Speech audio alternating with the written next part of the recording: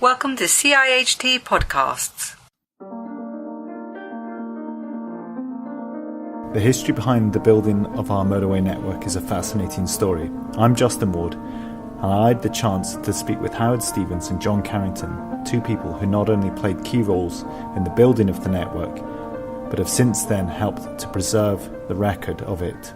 Let's hear from them. The senior position, you could get away with it. That's John Carrington. It's to ride on the footplate of a Barber Green or a Blawnox when it's laying hot rolled asphalt, particularly on a cold November day, and you chat up the screwsman, Screwman. And that's Howard Stevens.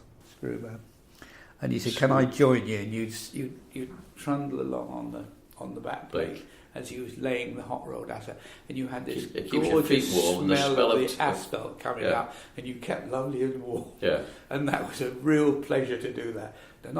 Mostly, unless you were the you wouldn't do it today. You were holding the purse strings, i.e., working for the project manager for the government. You wouldn't get away with it. You wouldn't get it. No, health and safety. You wouldn't do it today. Health and safety would not allow. And that of course, is another change. That's another significant thing: is safety. Did it feel unsafe at the time when you were working? It was unsafe. What, riding on the footplate? Just generally the whole environment. The whole environment was unsafe. Oh yeah, that's true. There's no question at all about that. Yeah. I mean, how many times have we had deaths? We've had quite a lot. Yeah. And it's a very unpleasant thing to find when you're sitting down for your lunch on a Sunday afternoon and the telephone rings and said, "You better come up the pit. We've just had a fatality." Yeah, and there were quite a few. But Health and Safety M42. Act came in 1974. Yeah. And it didn't make a massive difference instantly, but it makes a big difference now. I mean, you don't walk on site anymore with just your. Well, what was it? What shoes. was the something in use regulations, construction and use? Well, that's always been there. This is different. Every designer on the one hand and the contractor would have to do They've got their own separate safety health policy. and safety Oh, yeah. policy, and they'd have to be dovetailed together. And the poor old designer wasn't very happy about doing that on site either. I'll tell you, he didn't think things are much safer now. Oh, they've no question at all about it. And the building sites, they were safer. Construction, civil engineering sites out in the country where really, if you did have an accident, it could end up in a fatality because you couldn't get an ambulance to it. So we started doing things like safety training, obviously, which you had to do, but then first aid training, so that if there was a chance that a life could be saved, if it got hit with something, at least they'd know what to do. Because they're very isolated. You couldn't get a vehicle to them.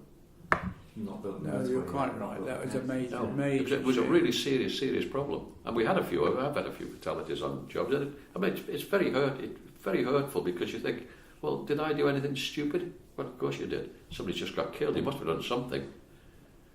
But the health and safety executive, who got blamed for a lot, I think over the years have been quite kind in the way they've allowed things to happen, and they've used their good common sense if they could see they were getting common sense in return. Yeah, but it does. At the end of the day, I went on a health and safety course, and the man said, who actually was involved in writing some of the legislation, we don't want to get over to you that you've got to spend vast amounts of money doing something where the risk is very small. It all comes down to risk analysis, doesn't it? You've got to assess. A lot of people would spend a fortune on doing something that really wasn't necessary. But you have to be assured that you have assessed the risk. That's the important. You've got to assess. If you haven't spotted it, well, that's fine. You really slipped up. But you've got to assess the risk, and it is quite important.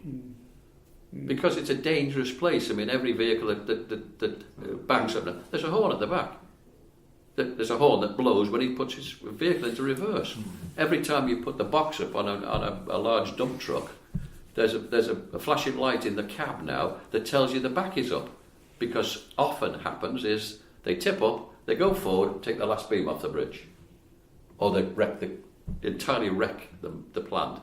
And at least 2 accidents I've been involved in where people have actually been run over because the vehicles move backwards. And every vehicle we have on site, they nearly all move backwards at some time or other. Talking about Barber Green or a Blawnox lane, all of those vehicles back up to the machine. You can't see behind you. Somebody's a bit careless, so the engineers are there doing a little bit of now they make a right racket with flashing lights. They'll get run over, so it does. I mean, all right, it is a bit of a nuisance and it is noisy. but it's meant to be. Yeah. No, And of course, you wear high visibility jackets. Yeah. And you wear. I mean, if you put your foot down one day, which I've done a number of times, and you suddenly put your foot in a piece of timber, there's a nail in it. So the nail goes through your shoe into your foot, and you're walking around the piece of timber nailed to your foot. It's quite painful too. And you had that. You've had that. I've had that. Yeah. Not difficult. Yeah. It's. And we used to go down. I mean, for example, I started off doing a lot of material investigation, going down holes 20 feet deep to sample what's at the bottom, see if the materials are like. Well, what are you doing down there? Well, I'm just doing my job.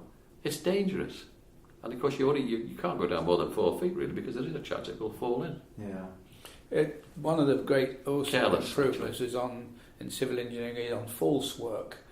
I mean, this false work is what it means is putting up scaffolding and erection to support the permanent works.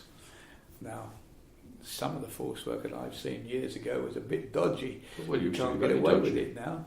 You would get away with it. You wouldn't get it. Well, once the health and safety thing came in, it was actually looked at a bit more carefully. Well, looked at very carefully. Because there had been collapses and very serious collapses. People falling from heights. No, the actual structure itself falling down. Okay. Well, say you've done a pour for a deck, and the false work collapses, and the whole deck comes down. And it will come down, but it's got no strength. It's nothing to hold it in position, and that could be bloody dangerous. We had it once on a job. The whole lot came down, and it was a miracle that nobody was killed. I was down in South Wales one night. It's not on anyway now, is it? I'm recording this. Yeah. Oh, yeah, really. I don't know if you want me to. I went to play bowls actually, and we'd had it was a nice summer's evening, and then in fact we hadn't just started actually, and somebody came from the side. They said, "You better come back. The steel has collapsed." We had two great walls of steel up, and the steel fixers were down the bottom doing some fixing, and they collapsed over the top of them. Now, as it turns out, they were caught in this triangle underneath. They got out all right, but it could have been a very, very nasty thing. Of course, we ended up in court, and we had to do all sorts of appealing, and in fact we weren't found guilty of anything serious about it anyway. But these things happen, and these fellas were working under there, and there'd been a sharp gust of wind or two, and it just pulled it down. It does happen, actually. And most of it's just carelessness. You don't see things as you should do. And of course, when you've got in South Wales, I was doing a job down in South Wales on the M4, and we had, you won't remember this, probably not old enough, 1976, very, very, very hot summertime, and 75, it was absolutely blistering hot. And we were running these large motor scrapers, and it was like the Western Desert. I mean, it was like that every time the motor scraper went down. There was a cloud of dust, and of course the people working on the bridges, the people working everywhere, they couldn't see. And we were starting work at 6 o'clock in the morning, and by the time you get to sort of lunchtime, they were knackered basically. The fellas were. It was just too hot. Max didn't have any Bowsers. So Bowsers would know. We had all our mixer trucks went out at 5:30, 6 o'clock, filled with water and sprayed everywhere, and it was okay up to about 8 o'clock. And then it dried out. And after out. they just dried out, you couldn't put enough on it. Remember it. So I did suggest to the resident engineer that these were adverse weather conditions. Now, the only time adverse weather conditions ever come into the conditions of contract is normally because it rains too much. And the RE said to me, "That was stupid, we've had no rain for months." No, I said, "It's the sun. We can't work very well. We need an extension of time." Well, that discussion didn't go very far, I would have to say. But it was well worth a question. Oh, it was a fair comment. If you couldn't see what you were You doing, couldn't see what you were or doing. see where you were going, It was dangerous. how could you work? It was very, very dangerous. Yeah. Right, well, I'm all talked out. You talked out. Can I change the subject? I was going to tell you a story that came out the other day. It was a job that I was involved in.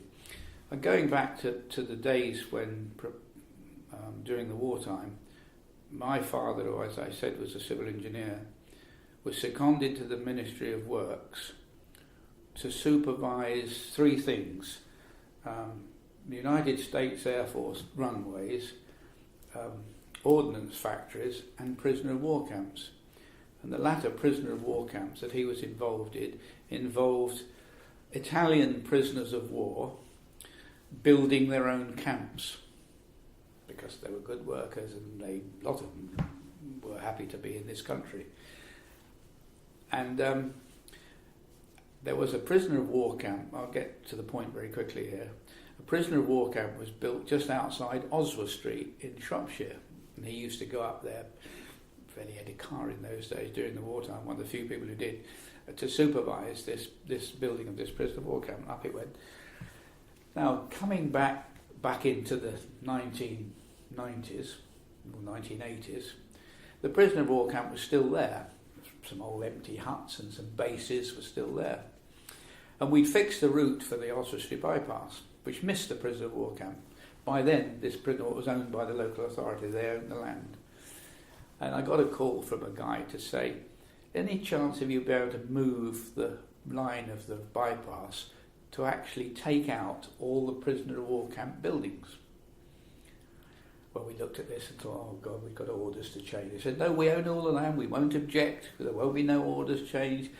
You know, you can have the land, everything. Okay, so we agreed. So we shifted the route of the road to go through the buildings of the prisoner of war camp. And so it happened. And the reason they wanted it route, so they could land on the other side of the old A5 to build a service area, which they did because the land was made available by moving the route. So the story at the end of the day is my father built a prisoner of war camp in 1943, and I knocked it down in 1985. True story. I didn't know that. Well, yeah, sorry, I'm sorry to divert, but I thought you might like to hear the extra little tale. No, it's a very good story. Yeah. Well, what can you say after that, really? I think that. But shall we go back on the roads again? I was at a public inquiry where the department were represented by two Queen's Counsel, because the main one, who became a High Court judge, and his assistant had become in the meantime a QC. So we had two QCs, who were of course having a whale of a time. Well, they would be. Because at the inquiry there were actually 7 QCs. So you can think of that, what it was costing. Just and imagine. There was one, I'm trying to think what happened. One afternoon, we came back for the afternoon session, and it happened to be Gold Cup Day at the Cheltenham Festival. Well, You've been the pub. where were the QCs? Our 2 were missing, 2 of the other side were missing, and we couldn't start the inquiry because the next objector was ready. Anyway, we were sent out to try and find the QCs. They were in the bloody betting shop waiting for the Gold Cup to come up, weren't they? They couldn't get us about the inquiry. Anyway, we had to drag them out of the betting shop and saying, hey, we're employing you, sunshine. You know, we were talking to some fairly senior counsel here, and God knows what we were paying them for sitting in the betting shop. And that is a true story. And that was just one little apocryphal. It's not apocryphal, it's true. Sorry, have you got any... there must be. Depends where you want to start. I'll tell you, the finish of the story was that the horse that won was called Glencarrig Lady, which was trained by my wife's uncle, which I'd got money on. And when I told the 2 keys afterwards, I'd meant, they said, why the bloody hell didn't you tell us? We'd have had our shirts on it. Well, now then, they wouldn't have won then, would it? No, it wouldn't. That's true. Well, I mean, we're only to finish up, but what sort of stories do you want? I mean, there's all sorts of things that happen. On what the areas of land were like then and what they're like now, going for some of the schemes that you were building on, how did the land look then? Well, it was motorways are generally rural, and some of the landscape within the Midlands is very, very pastoral, particularly Shropshire, for instance, gently rolling pastoral countryside that we've made a mess of. You know, whether you like it or not. Just a minute. Put a 6-lane motorway through some nice countryside. Well, deal with Shareshill Darlaston. Come on, that was a Midland link. That's crap. What's crap? Shareshill to Darlaston. I'm talking about most of I said the bulk of our motorways are through rural areas. Well, I know that, but of course, this would have been a rural area until, of course, they found coal there in the 17th, but it wasn't. 18th You century. couldn't have called that a rural piece. It was.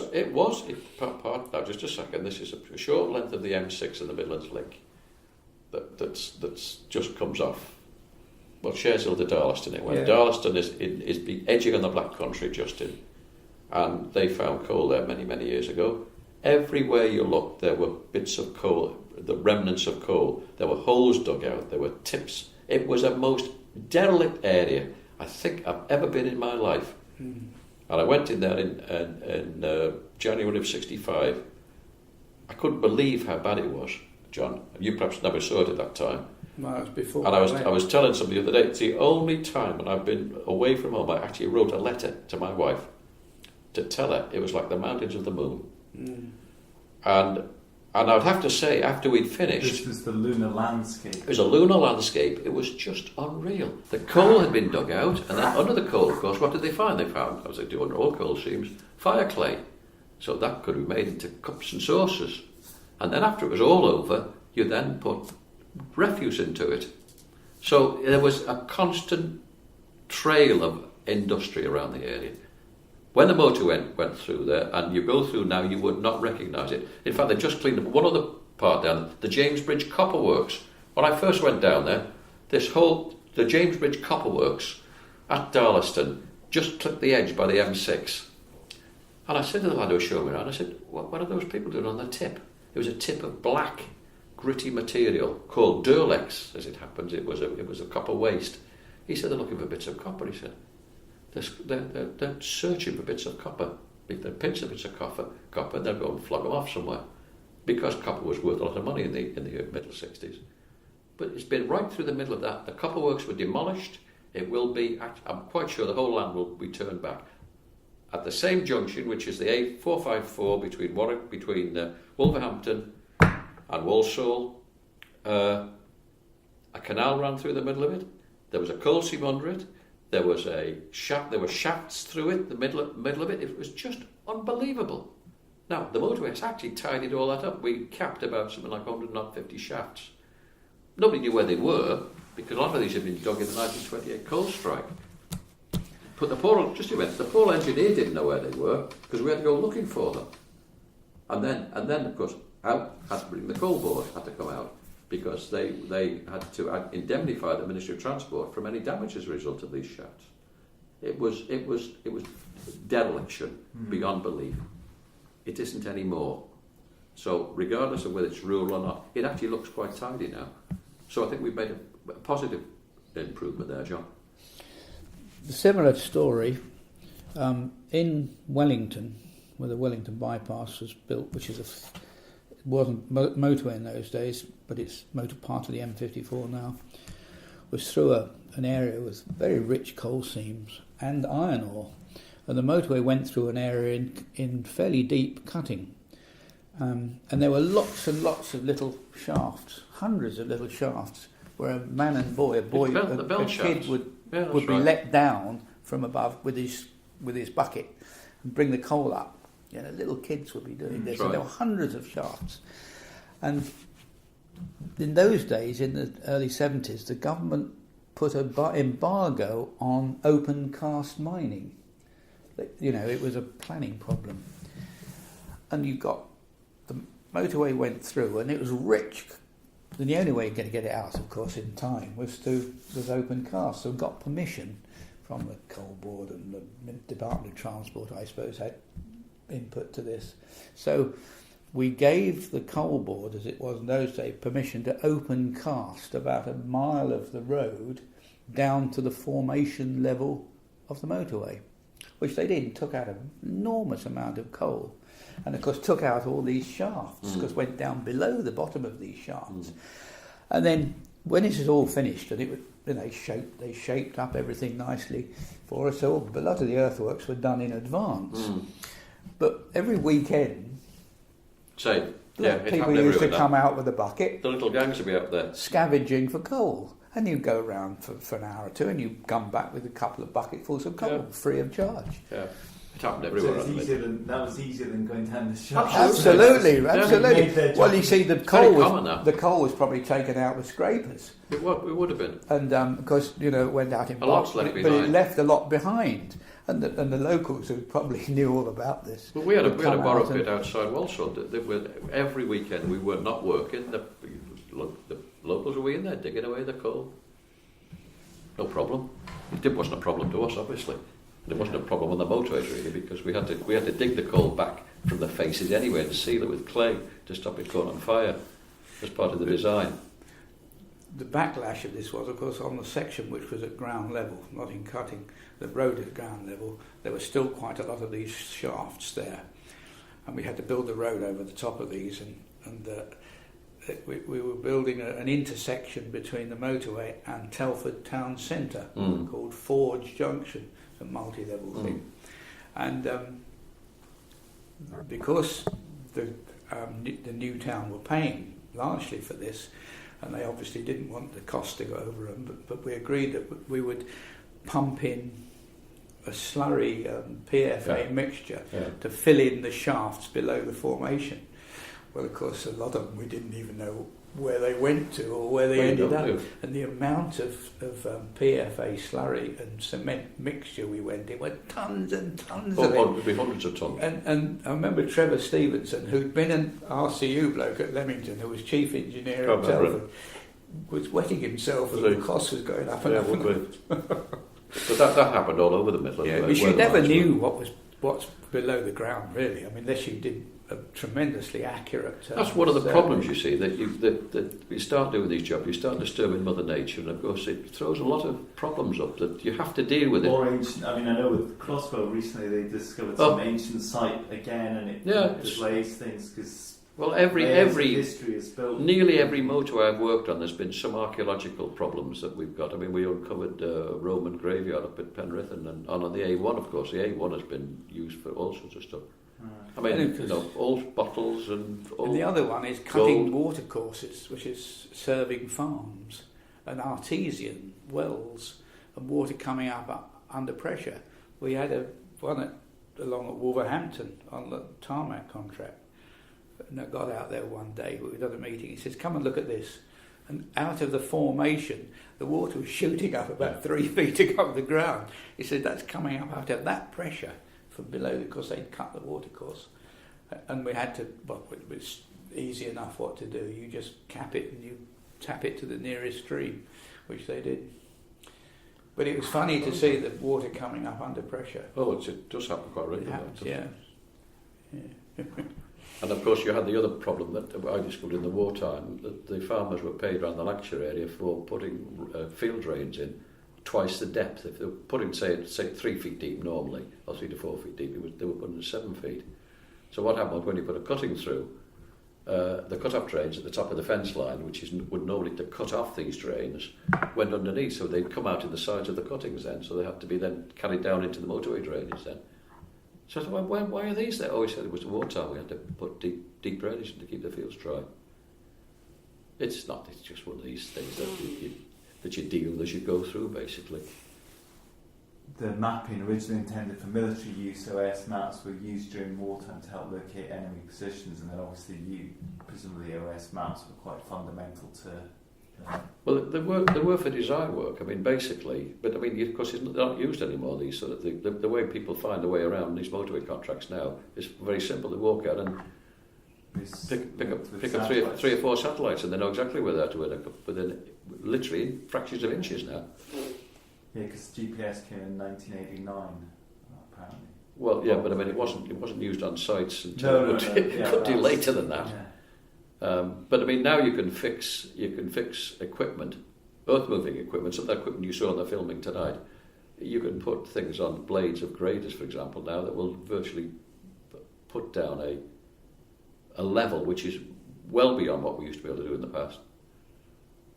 And what about computing? Did you have any interface with computing? Oh yes, we had computers. Well, not that we used them at all. No, we didn't have them. Basically, when at the start, in the 60s, of course, there weren't any basically.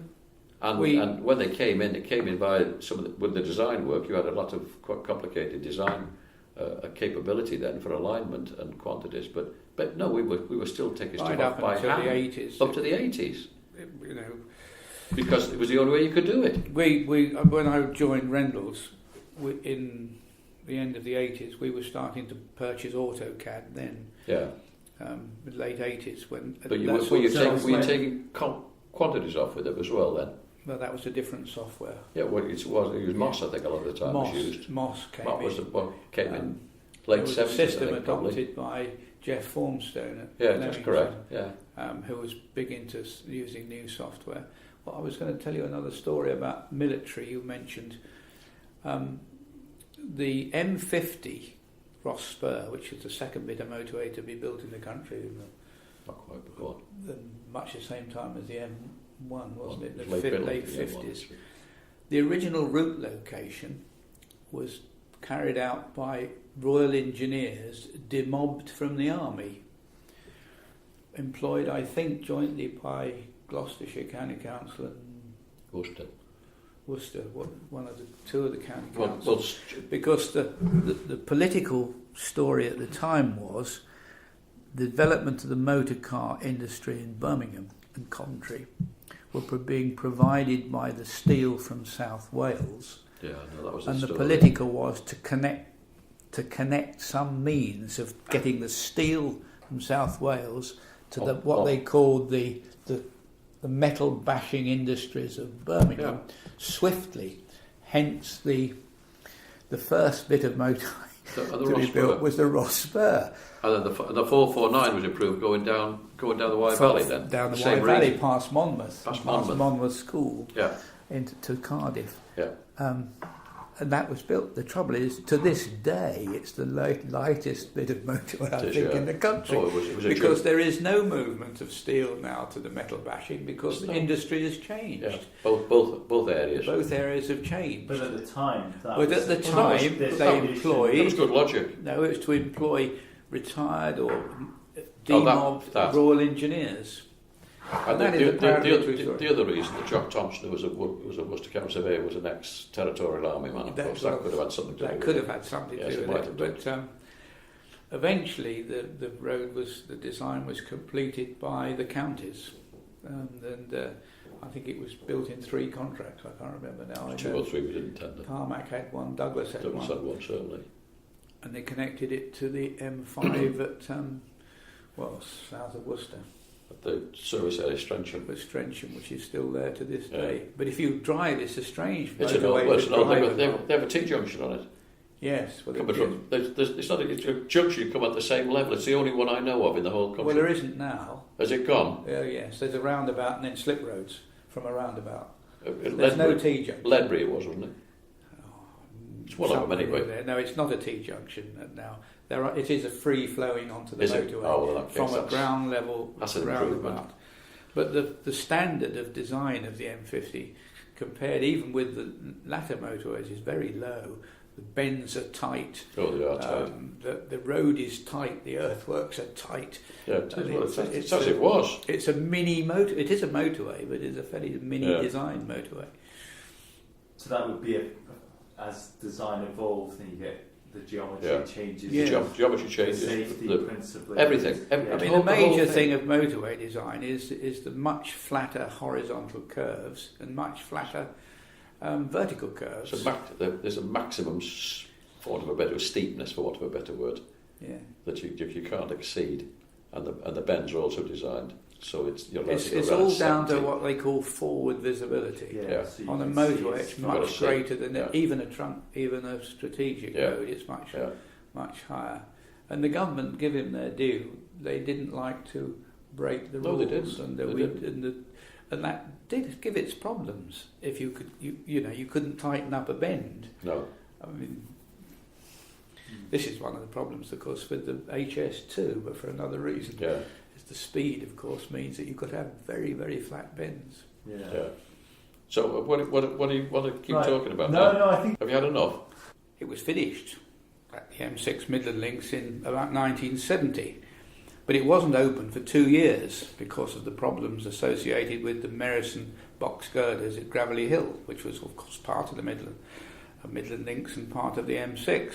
So it was closed, but several of us who worked for the RCU had access to it because we had a key to the gates at either end. There was one set of gates at Castle Bromwich and another set of gates at Bescot. So there was about 12 miles of motorway, mostly elevated, that we who were in a privileged position were able to use. And we used to go to Shrewsbury and Stafford and cut out a great deal of the congestion which was associated with Birmingham. How's that? That's a good story, that is, actually. Yeah. We used to do the same thing. We opened the M6, actually.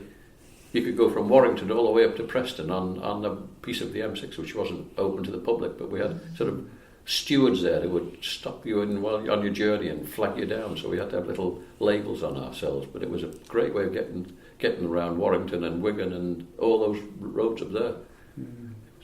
It's magical, absolutely magical. Secret access, because the context is of the history of motorways is, as I understand it, the first one, construction started in 1956 of the Preston Bypass, and that was opened a few years later. And this is very much post-war Britain reconstruction, the instruction from Churchill to use motorways as one way of rebuilding it. Well, yeah, but the system actually, if you look at the Motorway Archive, actually was way before the Second World War. It was done by the Council of Air Society, I think, John, wasn't it? In the 1930s, where the basic plans, as they are now, were put forward. The problem being, of course, that the Second World War put paid to all this. So in the 1930s, there was this vision for this motorway network. And some before that, actually. The basic core of the network that we now know was actually put forward by the Council before the war. Now, it's there. Unfortunately, of course, it's never been complete. There's still gaps in our motorway network that have never been finished, which is sad, really, because it's one of the reasons why there are major congestion on certain sections of the existing road, because they're having to take so much traffic that should have been on a parallel or alternative road. Yeah. But in fact, if you, just to be slightly light-hearted about it, if you impose the Roman roads on this map as well, you'll find the Romans were there before we got there, and anyway. I mean, it's quite encouraging actually to see what they managed to do, and they took the obvious routes. You go up through the valleys and you do what you can, and the motorway system is actually very, almost replicates what the Romans were doing. As they would be. I mean, you know, all the towns that have got Castor in the name or Chester in the name, Exeter, they're all Roman camps because that's where they were, and that's where the water supply was, and that's where the journeys went through. It's quite interesting though just to look at those two maps. But then after the Industrial Revolution came along, and the major centres of manufacturing was based in Birmingham and in Lancashire, and of course the workers needed houses to live in, and you see all the urbanisation in Lancashire and particularly around Birmingham, and those areas needed to be somehow linked to a national motorway network, hence the M6, the M1 and other similar motorways. And obviously the 1880s, the internal combustion invented, then number of cars gradually increased. Well, John, what was the first one? That one at Brighton, wasn't it? It was London to Brighton. It was 1901, wasn't it? There was a plan for a motorway between London and Brighton. 27. No, it was the Duke of who had the motor museum. There was come on, we can't remember. Come on, you know what I mean anyway. Bewley. From Bewley. Bewley, that's correct. Bewley. The very same man. That wasn't his name. That's where he lived. That's right. Anyway, I think it was 1901 from London to Brighton. This was a special road that really resembled basically a railway track, because of course most of the travel in this country was done by railway. That was a real transport revolution, and of course all that was privately funded. Now the motorway system, of course, is quite different, but it's all been publicly funded by a small amount of it, and a massive amount of public funding has gone into it. Because, of course, we've got the motor car.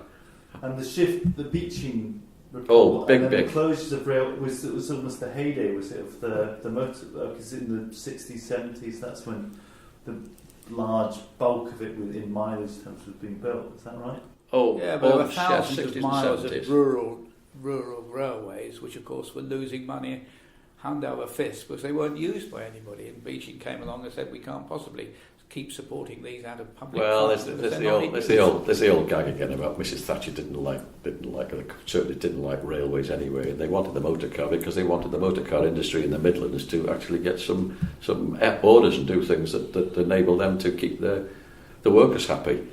But it's a change, basically, from going from railways for general transportation and giving the individual the right to actually have his own motor car and therefore his own control over that has sorted it out.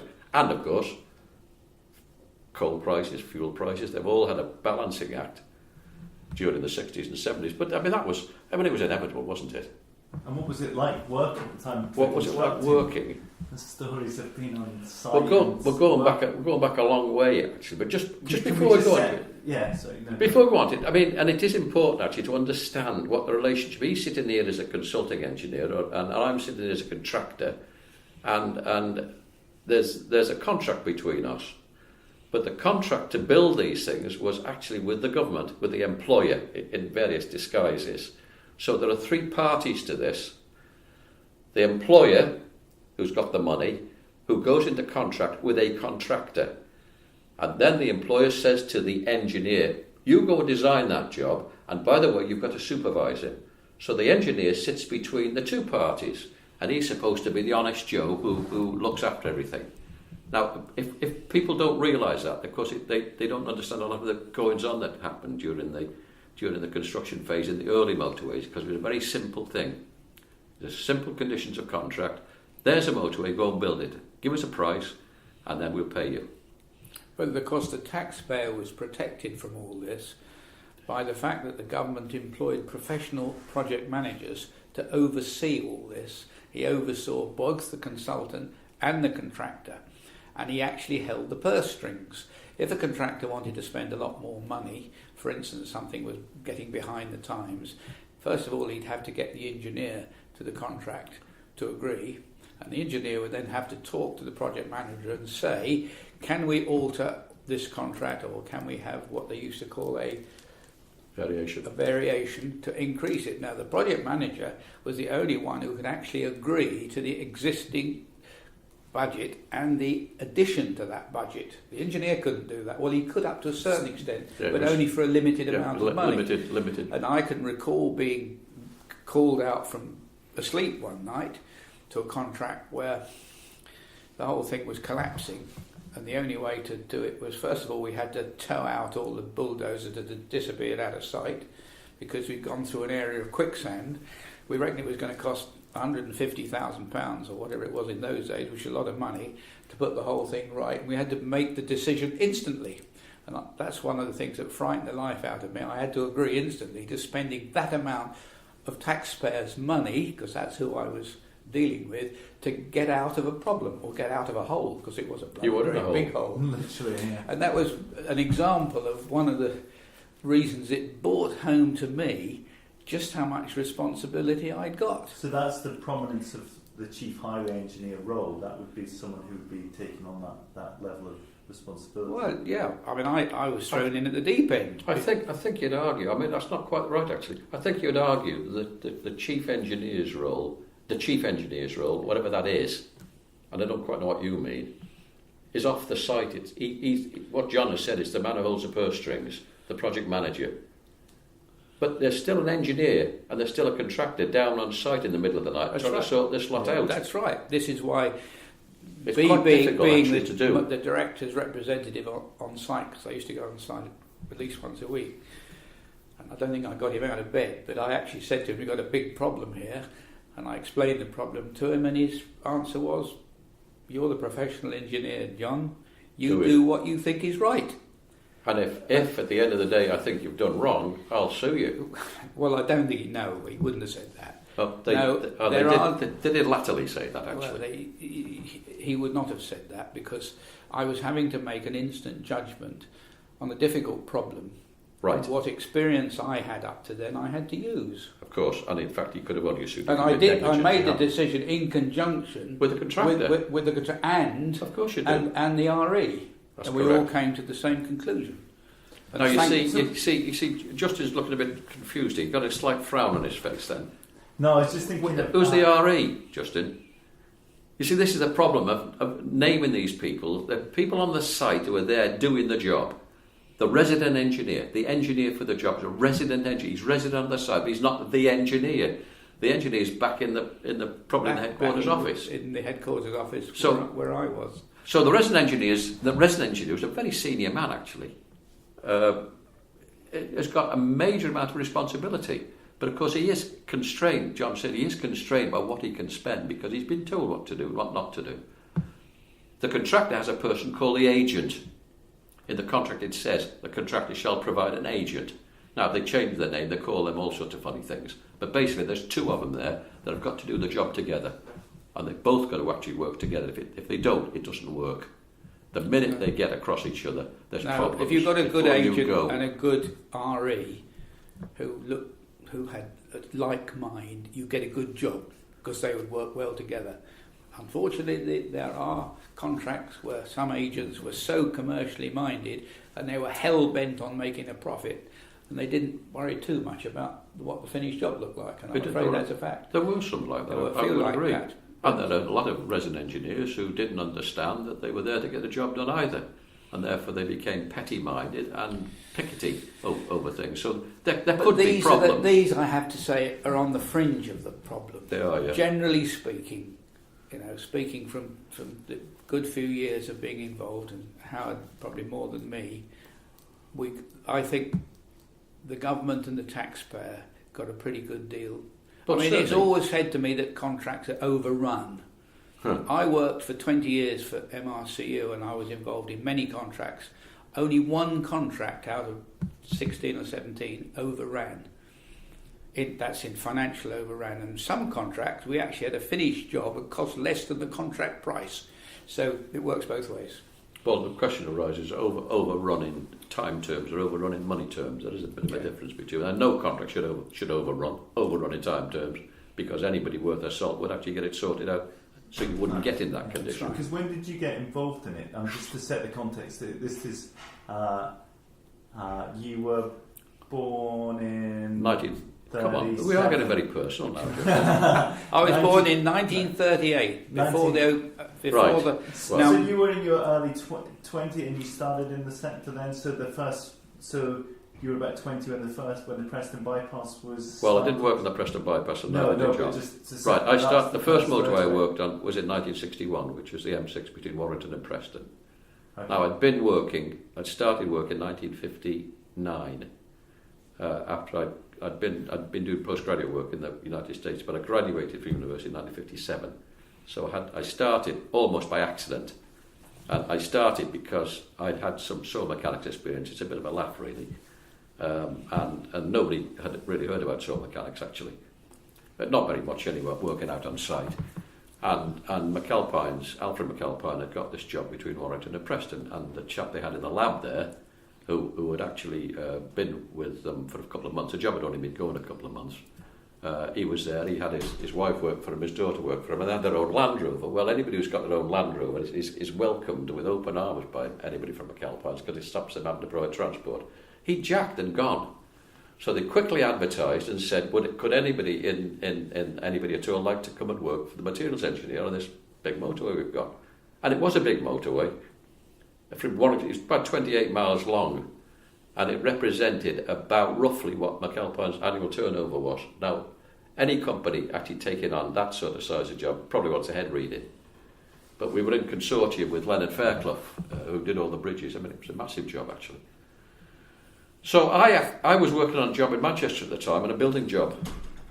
And I saw this advert, and it was. Why are you waving your arms at me now? I want something to say. And in a moment. And just be patient, will you? I know it's not your character. So I got involved in that because I'd had postgraduate work in saw mechanics. Now, I'm just telling the level of how McAlpine's understood what saw mechanics was. I was in the office one day, and one of the senior directors came to the site to see what it was. And they said, "Oh, this is Howard Stevens here. He's our saw mechanics expert." "Oh, that's nice to meet you, Mr. Stevens," said this director. "My geraniums aren't growing so very well. I wonder, could you advise me?" Well, that was the end of any question of being technically involved in saw mechanics. That was the end of it. Right, go on, carry on, John. 1961 I started.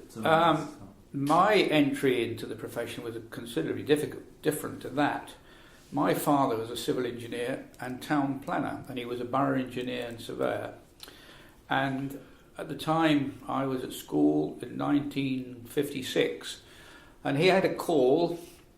I was still at school in the lower sixth at the time, and he had a call from a colleague of his who'd been a pupil with him, and he said, I have a vacancy in the City Engineers Department for an articled pupil.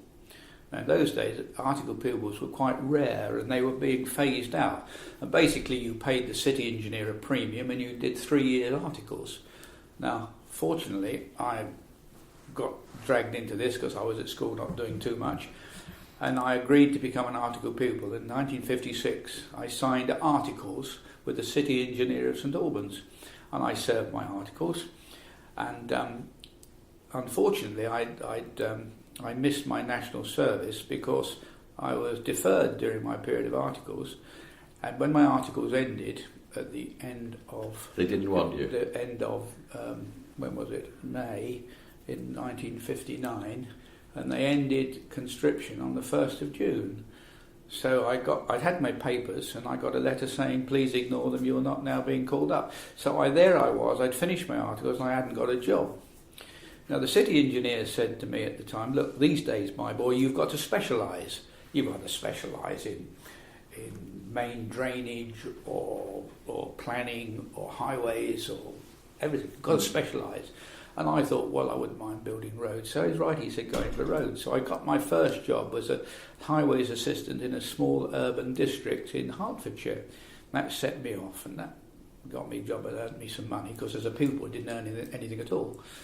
And I earned a salary, and then eventually I got a job in Bedfordshire County as a junior engineer, and I've started working on bigger and better roads, and at Baltimore I ended up in the design office designing principal and trunk roads, because in those days the county were the agents for the trunk roads, and because there weren't too many of us, I got a lot of on-the-ground experience. I designed my own jobs, and then I'd go out and supervise them. They either were built by contract, if they were big enough, or if they weren't, they were built by direct labour.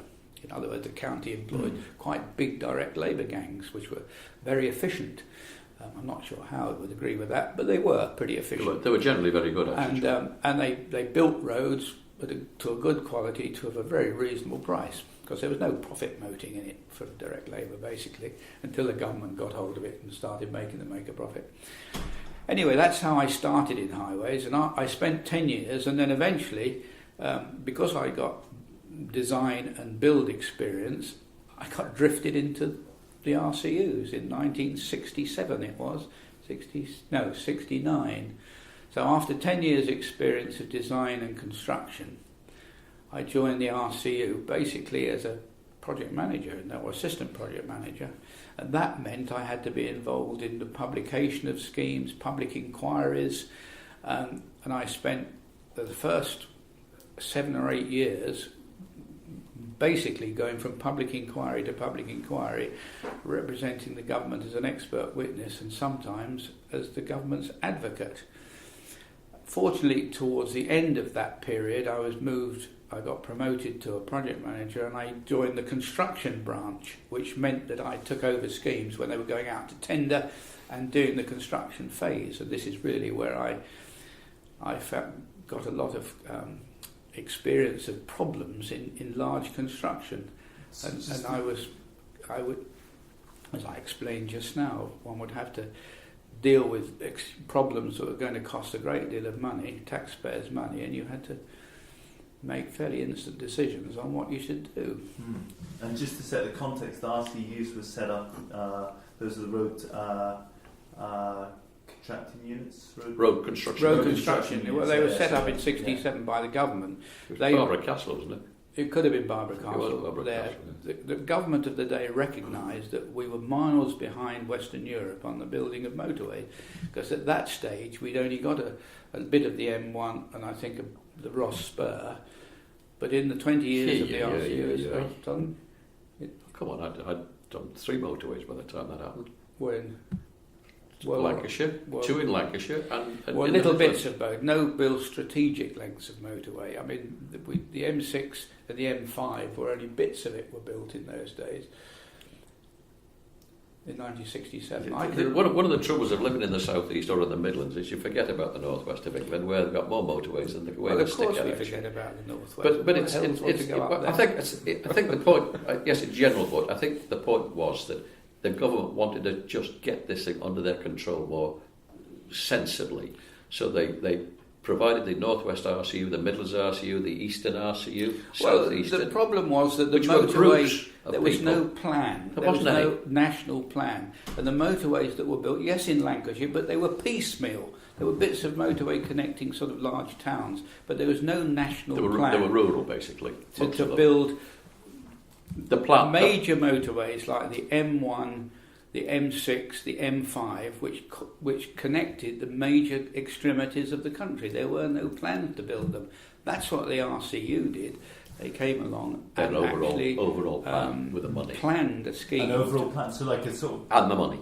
Yeah. I mean, they spent a lot of money in those 20 years building the network as we know. Because since then, since 1988, we've virtually built no major motorway. It's faded away then. Yeah, the 5-year peak was 68 to 72. I think the most mileage was laid there. That's correct. It kind of kept going a little bit, then it tailed off. Well, 68 to...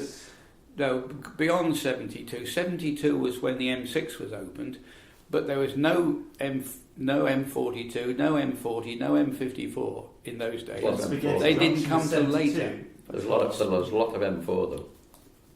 Yes, I'm talking because I worked in the Midlands all my career for the RCU. I'm obviously have a bent for the Midlands. They completed the M6 all the way up to the Scottish border by then, actually. But I mean, John's right, mostly. It is over that period, the back end of the 60 odd, up to the middle 70s and then the 80s, and it tapered off. And of course, they just let me finish off that. When the RCUs were packed up about 87, they then went back. The people then went back and were then employed by consulting engineers, basically. The RCUs were sold off, in effect. So all their design offices were sold off. That's exactly what happened. Privatisation then took over. Yes. You know, that was the view of the Tory. The money wasn't privatised, but the actual operation was privatised, basically. Yeah. But when it came to the statutory procedures, of course, they still had to be dealt with by the government, and this is why some engineers were retained as expert witnesses at public inquiries. It got quite complicated though after that. I mean, give you the example, first job I took over when I joined in 1969, I was explaining earlier on, I was given this thin file which was entitled The Study of Road Communications Between Wolverhampton and Oakengates. And ultimately, 15 years later, that little file turned out to be the M54, and it was opened to traffic at, I think, 83, 84 time. So it took 15 years to get from the embryo scheme to building the motorway, which was connecting the M6 to Telford Newtown, which was planned to grow to 250,000 people, with a lot of industry and giving jobs for thousands of people. And it needed the motorway link, because the roads to it were woefully inadequate. The trouble was that we had to go through 5 public inquiries to get there. What a waste of time and money that was. It has to be done though, John. But it had to be done because we live in a democratic society and everybody must be allowed to have their say. The problem is that those 5 public inquiries, you've got the same people turning up to say the same thing every time. Yeah, we did.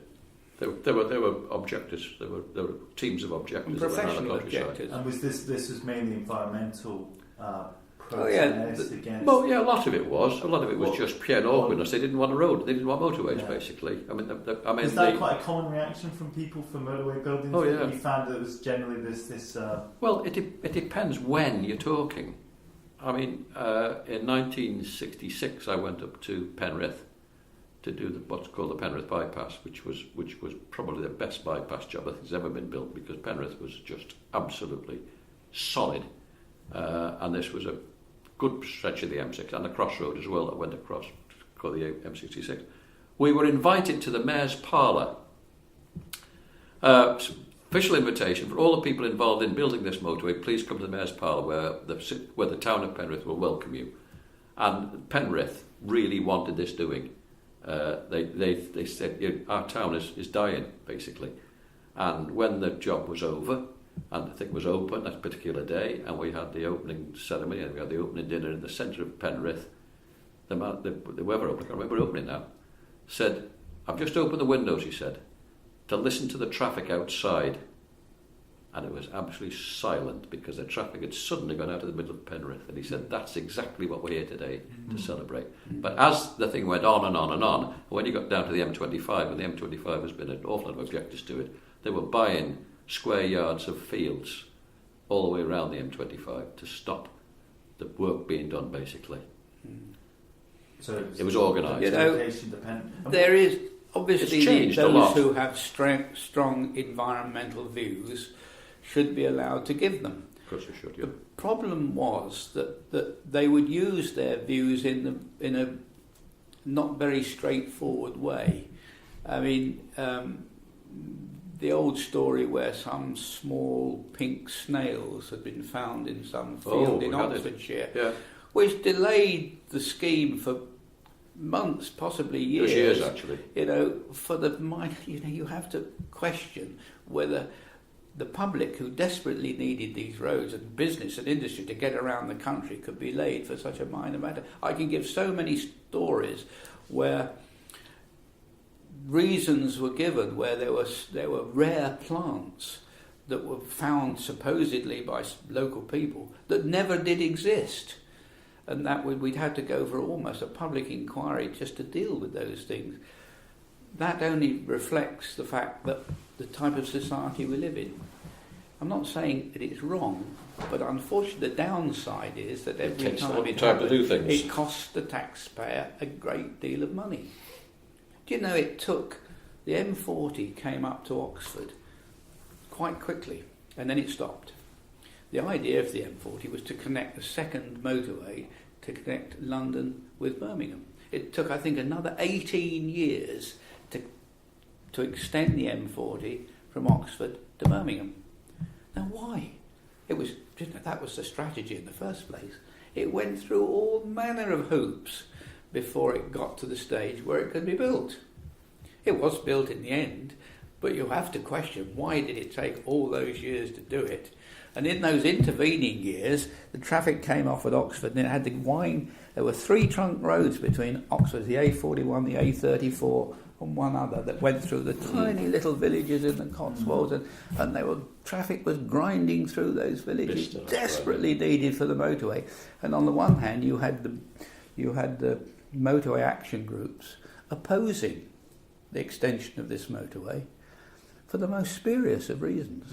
Well, the towns that the chapter was going through were probably quite welcome it. The people wanted wanted the motorway. The local authorities wanted the motorway. Let's face it, local authorities are elected. They desperately wanted it, but they couldn't speed things up because we had to go through these processes. The towns were definitely starved of business.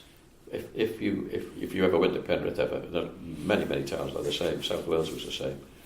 The traffic would scare people away from going to the town because they couldn't do it. They couldn't park. They couldn't shop. And the minute the traffic was diverted, the towns would open up and become towns again. Now it's changed subsequently, of course, because now, of course, it's so easy to run away from where you live and go and shop a long way away else in shopping centres. Of course, the towns are again losing some of that trade. It's a socio-economic problem that does exist even now for different reasons. Yeah, I mean, I think there's a bit of maybe a return back to the high street. People like it, sense of place. So there might be a bit of a reaction against that attack. But as I understand, that's happened a little bit. But just to go back to this, what it was like on site, these points where now the landscape's changed dramatically. Will Self wrote of our wider denial to which vehicle transport dominates our perception of our land, about how the motorways as they are now we take for granted, but at the time it must have been quite interesting turning up and having a blank space almost. A blank space. Well, There is right? one Is there a few of that, point. Well, going back just a touch, there is one point that was very important. Up until 1978, if you wanted to build a motorway, you could only acquire precisely that amount of land to build the motorway and to safely support it. In other words, embankments and cutting. You couldn't buy any more land at all for any form of protection. The Land Compensation Act, I think it was 1978, was enacted, which enabled the designer to say, right, this section of motorway is going to be extremely noisy. It will enable me, with some careful design, to put sort of false cuttings in and moundings to protect the motorway or protect the houses from the noise from the motorway. And now I have the power to buy the land to do it. Whereas prior to 78, you couldn't. Now, when we did M54, of course, we'd already designed it by then, we had. And we had to go back again and redesign it to build in, because the Act came, to build in all these protections. And we did. We altered the earthworks. There's no earthworks balance anymore. That went out the window. We were providing vast amounts of earthworks to protect all sorts of things. We built land, bought land away from the road for additional planting and to augment the landscape with extra planting and earthwork to allow the motorway to be, if you like, absorbed into the countryside better. Now, the best way to show this is if you ever drive up the M1 through Hertfordshire and Bedfordshire and Northamptonshire, you'll notice that the motorway is actually imposed on the landscape. It's stuck it up in the air. There's no protection. No proper protection. Now, if you then go down and drive along the M40, you'll see that the whole thing is much softer. The motorway is gently designed into the landscape. The earthworks aren't harsh, they're soft and gentle. You'll see lots of planting away from the motorway, not on the motor, away from the motorway, to actually augment the landscape. The difference is quite marked. Well. Now, just let me just jump in this thing, because here, of course, that's the consultant designer speaking. That, by the way, Justin, you may have not recognised his voice, but just imagine for a second what that means. And it didn't, in spite of what he said, it didn't make any difference in 1978. It just meant you were going wider and wider. The problem that any contractor has is that he has only the land within the land which has been taken by the purchaser, which was basically the government, John, isn't it? Yes, the Crown. So you pitch up on a job and in the 1960s or 1970s, whatever it happens to be, and it's the first time you've seen it, and you have a set of drawings and you think, well, where's the motorway going? So you find out where it's going roughly because you've got to start working, and then you've got to find an office. Now, in spite of my best endeavours, all the years I worked on motorways, I never persuaded anybody but one engineer to acquire any office sites. Because the first thing a resident engineer wants when he comes on site to start looking after a motorway is, well, where's my offices? Well, of course, there aren't any offices because there are no sites to put offices on. So the first thing the traffic's got to do is just find where the heck are we going to put these damned offices? It's a strange thing that they can buy land between A and B with all the bits and pieces that go round about it, but not get one for an office site. Odd. Neither can they get any for tips to put unsuitable material into, nor for borrow pits. That's left to the poor old contractor.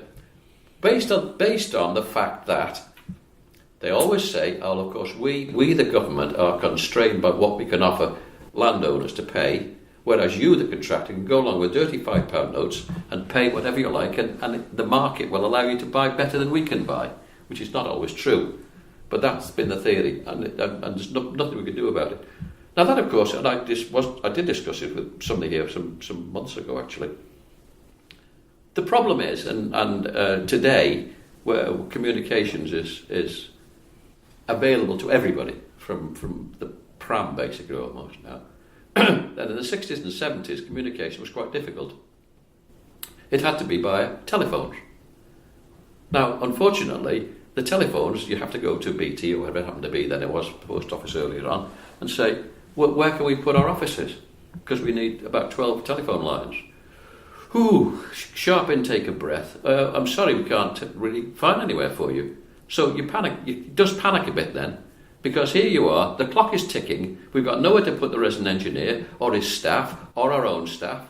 We're going to have to buy £1 million worth of materials. We've got plant to arrive on site and no means of communicating with anybody outside the immediate area by smoke signals or anything else. Yeah. Real problem. Just a second, I haven't finished yet now. Water. Well, we can find water. We could gather water from the sky. We can sink boreholes. Sewage, we can get rid of that as well. Electricity, we can generate. We couldn't do anything about communications. It was a real problem. And we never got solved. It was never solved very satisfactorily, actually. So very often we were forced to go to places because it was the only place we could get telephones. Now that actually was something that I just never did understand, because the designer knew exactly where all the lines were. They knew where everything was, and they could have easily done that. Only happened once. That strange was in Penrith, where a very senior engineer, John Dean, decided where he thought he wanted the office in the middle of the job, so they bought the whole farm. And he said the office site will be there. And the time we walked on the site, the BT engineer was waiting for us. Where do you want the offices temporarily? Where do you want your water supply? Where's the electricity? It worked perfectly. And of course he got the job off to a flying start. Just a little niggle that we'd just like to get off my chest. Yes, well, you've heard a typical That's contractor's view of this. And okay, to a certain extent, that Howard is right. But my experience is that we knew that the contractor needed a base, an office, and a compound that he could store his plant and his materials. So why did he get it then? And it had to be strategically placed within his contract, that's such that he didn't spend lots of time in dead running. We all knew that. Now, what we used to do was, when the contract was let, we would talk to the contractor and say, well, have you had a look at where you like a site for your compound? And the contractor say, we had a look around, we think that's the ideal spot, but we don't know who owns it, and okay, we know we've got to buy it temporarily, but we don't know how to go about it, because they've got to get planning permission, temporary planning permission, they've got to get services, they've got to get telephones. You don't. And this is where actually. No, wait a minute. This is where you do temporarily. This is where Big Brother came into play. Big Brother, meaning the government, the Department of Transport, manifesting itself in the RCU. And I used to ring up a local authority and say, this contract is let, you know the orders are made, the route is fixed, we've got the land, now we've got to get down to brass tacks. And we go along to local authority, and we would, if we had to, we would bully them to agree to provide the contractor to set up his site, and that's what would happen. What do you mean? It would happen because you did it. It does not always happen. Take my word for it. We didn't. We never. Take my word for it. There were people didn't like the idea because people were living around it. There was that one that Douglas didn't like. Now, but the point is that we got round it in the end. But the story there was that Cameron got up and said, "Well, on the other hand, I've got to protect my men from your women." We had that same problem in South Wales. That's the sort of thing. But in the end, the local authority, who were desperate to get that road, remember, were not prepared to put up the obstacles. And when it came to BT and getting landlines, we used to shout the odds at them, and they put the bloody things up if they were being difficult. Well, and we did, and it happened. I have to say, the contractors I work for must have been very lucky, because it didn't happen to me. We've been left out, hanging out to dry. Well, you weren't nice. So just let me work back a second. You didn't need planning permission for the office site as long as it was contiguous with the motorway. So that was a problem you got out of the way. But you had to It was tell a communications the problem, and of course you told everybody. And in fact, one site we had to go somewhere where it was not contiguous, and we had the local authority people came out. They had 4 meetings with us. 12 people came out to discuss whether they would be happy with the office site in that particular place. And this was in South Wales, which is a bit different, I do accept. And they asked us, please, to put up a proper palisade fencing around it. Same problem, to stop us associating with the local villagers. Now, the interesting thing about it, of course, the palisade fencing certainly kept our staff in pretty well, but it didn't keep the villagers out, unfortunately. But I mean, it's just it's the time involved in doing this. Yeah. Which I was really emphasising, and it's quite a difficult thing. If you're starting a job in November, for example, John, which it often was the case, you really want to get yourself established before the weather completely shuts you down. Otherwise, you're wasting time. Do you think that we didn't know that? Well, it sometimes was difficult for me to understand that you did know it, and I suspect that there were people who did understand and perhaps did it deliberately to thwart some of the problems. But the difficulty was, of course, sometimes a number of contracts, of course, went out and they weren't let the first time. They go out a second and a third time. And one we did on the M25. That same thing happened. We could not get it. Well, obviously, around the M25, where would you get an office site? We were stuck in a railway yard, and I was travelling up and down from the office area to try and find somebody that could give us permission to go in there. But of course, we needed caravan sites too, because people were living in caravan sites because you couldn't live in. The men had to do. The staff had to do. They were moving around. They were bringing kids down from the last contract. And of course, that's, strange enough, Justin, that tended to stop as the years went by, where people, obviously younger staff members, had grown-up families, and they didn't want to move the kids. So that meant that people were going and living on their own, I suppose, with their families. But it also, of course, as you were moving out from certain areas, building motorways, you were able to travel along those motorways to get to the next one. It's quite interesting how these, as John says, the rural lengths were done, and then gradually they were all getting joined up together. So it became possible to travel for say an hour and a bit. On roads that you built, it would have taken you to drive perhaps 2.5 hours previously before they were built. In Lancashire particularly. So where do you feel now for the legacy of it, or do you think people... the legacy of the motorway construction period? It's changed the entire... Well, the legacy is that motorways have been the most successful mode of transport ever. Because to start with, economically, they've relieved so many roads that were never built to take 40-ton lorries. It is still, even today, possible to drive from Birmingham to Edinburgh in a reasonable amount of time. I mean, I can drive from my house down to the southwest on the M5 and go on a holiday in 2.5 hours. And you can still do that, and you can still do it safely, and you can go from door to door. And the motorway has opened up the country for everybody, and it gives you an amount of freedom. You could travel by rail up from Birmingham to Edinburgh too. But that's right. But if there's 4 of you in a family on the rail, it costs a fortune. Of course it does. You in a car, and it's pretty cheap. Economically better. Yeah, what might be useful just for the recording purposes is just to introduce yourselves and the work for a bit about that, just so that I can might put that at the front, if that's okay. Righto. I'm Howard Stevens. I was born in 1937 in South Wales and lived a part of my life in Chester. I went to university at Manchester, Northwestern University, United States, and I started working with Sir Alfred McAlpine as a student engineer in 1955, and I worked with him until I retired permanently in 1997. And I worked subsequently after 1997, clearing up a few old contracts. I live in Chester now. Actually, I've been moved around the countryside. I've lived in Warrington. I've lived in Preston. I've lived in Leyland. I've lived in Penrith. I've lived in the Midlands, and I've lived abroad, obviously, when I was at university. So that's about it. I'm John Carrington. I was born in 1938. At the end of the war, my father moved to Cornwall, where he was borough engineer at Penzance, and I had most of my schooling was down in Cornwall, both from the junior school, and I passed the 11 plus and went to the grammar school. But then ultimately my father moved back to Bedfordshire, where we originally came from, and because I was actually born in Luton, believe it or not, and he got a similar job in Dunstable in Bedfordshire, and I went to local grammar school, and as I explained before, I was in the lower sixth form when this offer came to become an articled pupil, which I became an articled pupil, and I didn't go to university.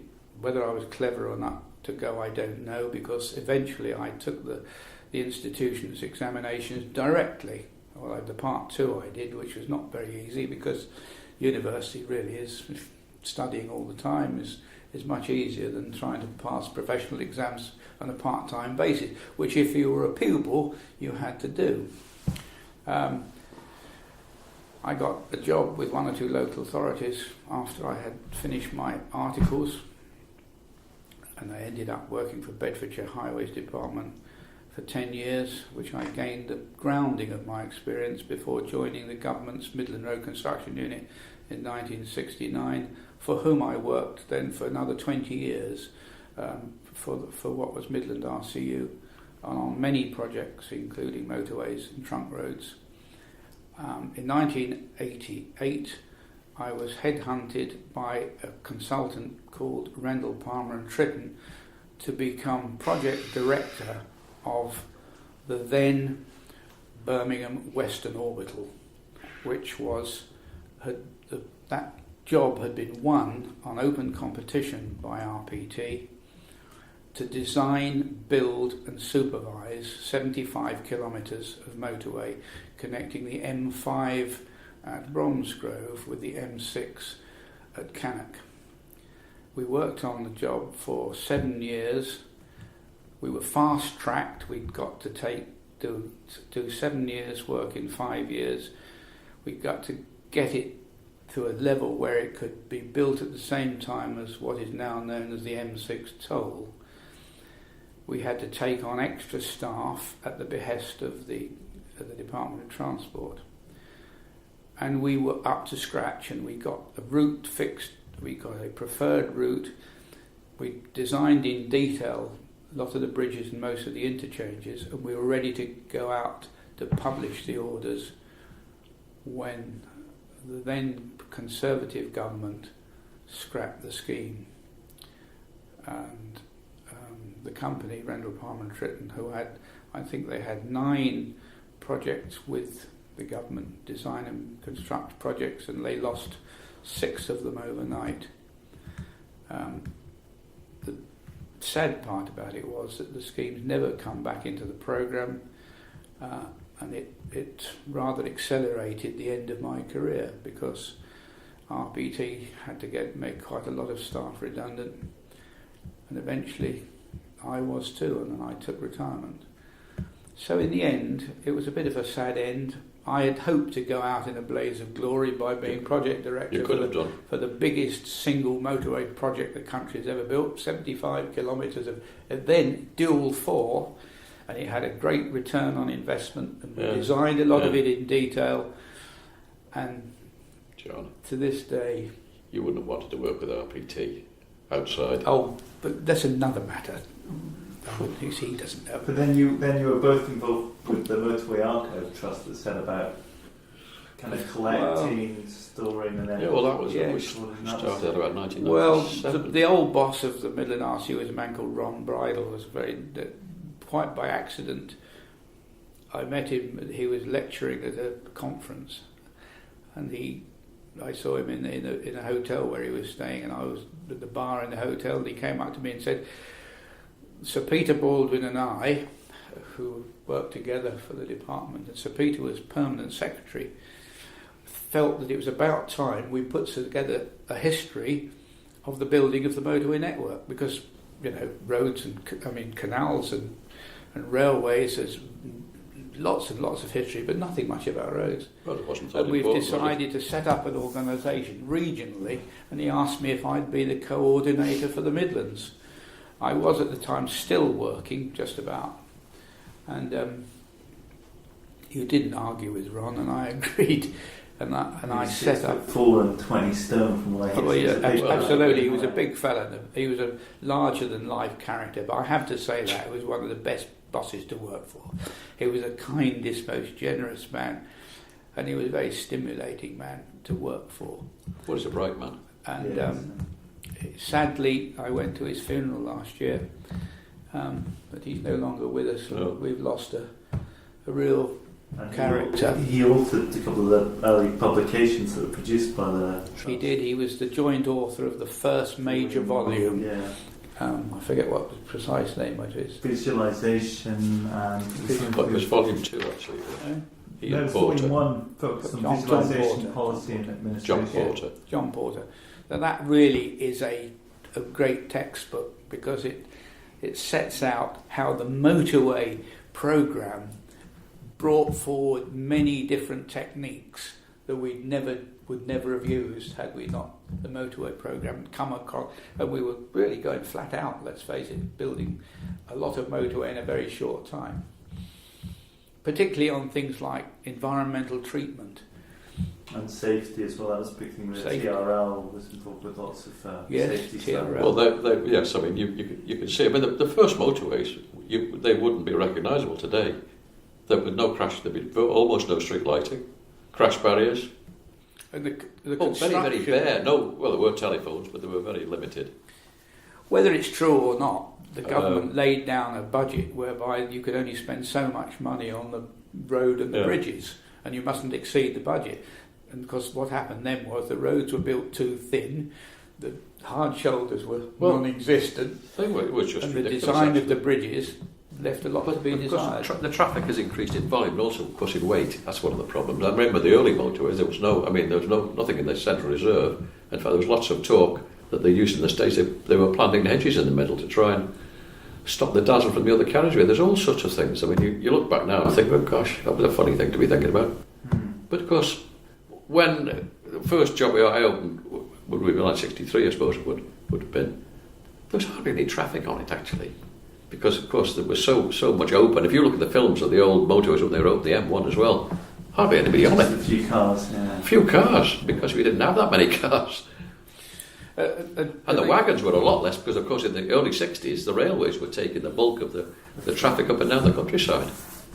So it actually it's changed quite dramatically. An example of how one designed to a very basic level is that one of the jobs I ever got involved in on a motorway, physically, was in 1970, where was I? 1963. Now the M1 was opened in 59. 59. 4 years later, the slow lane of the M1 was all over the place. It was. It was. There. And when we thought, well, something's wrong here, because there was no direct drainage. No direct drainage at all. It was all. It was disshaped by the weight of traffic. And when we dug out the road, we found that the actual road base was floating. You took off the surface, and it was a dry, lean concrete base. When we took that out, it was just a lake. So the actual road was floating. But then, because there was no direct drainage. There was nothing at all. They just hoped that the water would go over. They had a sort of a funny little hard shoulder with it. It didn't work, and then the water just flowed across the. Went over the hard shoulder and down into the. Well, there was a French drain on the back of the hard shoulder. The only drain was really in the toe drain, wasn't there? Well, that's or right. A French drain, but they blocked up in no time at all. They all did. And of course, the road was not drained. And literally, first thing we had to do is put in some direct drainage, what we could within the budget and what was there, and then put the road back strong enough to take the weight of the traffic. And that was only about four years, I think it was, after the road was open to traffic. And both Preston Bypass and Lancaster Bypass, which were the two very early ones, they had their hard shoulders hardened very quickly after.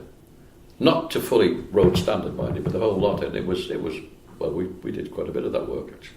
Well, I mean, we were talking about that earlier. What I reckon the hard shoulder was 4 inches of crushed rock, surface dressed. No, that wasn't true. No, I forget now. No, well, it wasn't. It was about, there was about 4 inches of blacktop, 4 to 5 inches of blacktop and the design by the middle 70s was you could have used wet mix, which people didn't use a lot of, or dry bar macadam even. Well, how thick? Well, it went from the bottom of the sub base up to the 4 inches from the finished surface, and then some were surface dressed, and some we used to put slammy or with colour. With colour, we had all sorts of funny things. Yeah, I remember on Wellington Bypass, it was green slammer. Correct, yeah. Now the county surveyor in Lancashire, who'd been doing this thing for a long time and had his ideas his own and did what he wanted to do because the RCUs went with him, basically. he insisted always on having what he called a 2-foot layer on top of the embankment filling underneath the subbase. Now that was a very sensible thing to do because it meant that construction traffic could travel on it, and of course it provided a heck of a good base. That wasn't used in the rest of the country very much. No, and it was done in Lancashire totally. Later they called it SF1, if you remember SF1, and that was again a specialist fill. But there's been a lot of changes over the years, massive we've changes. Changed from having but there were just quite a lot of failures. I mean, people forget the number of failures that John mentioned on the M1. I mean, the M6, as you know, well, you don't know, Preston Bypass had to be closed down. There was a lot of problem with replacing a hard shoulder there, and also going over parts of the carriageway too. But there wasn't the realisation that people would ever want to run on the hard shoulder except under emergency conditions. And yet each one of the motorways had they had a switch crossing in the middle, each side of the junctions, so people could actually switch over. But of course, they were too narrow. They didn't function properly anyway. But there was never an anticipation that people would run on the hard shoulder. Now you've got smart motorways. Well, you've got all sorts of things telling to go all over the place. There's a vast difference, because there's a vast difference in the amount of traffic you've got on the road. Thanks for listening to the CHT podcast. If you're interested in more information about the history of the motorways, then you can look at the Motorway Archive website.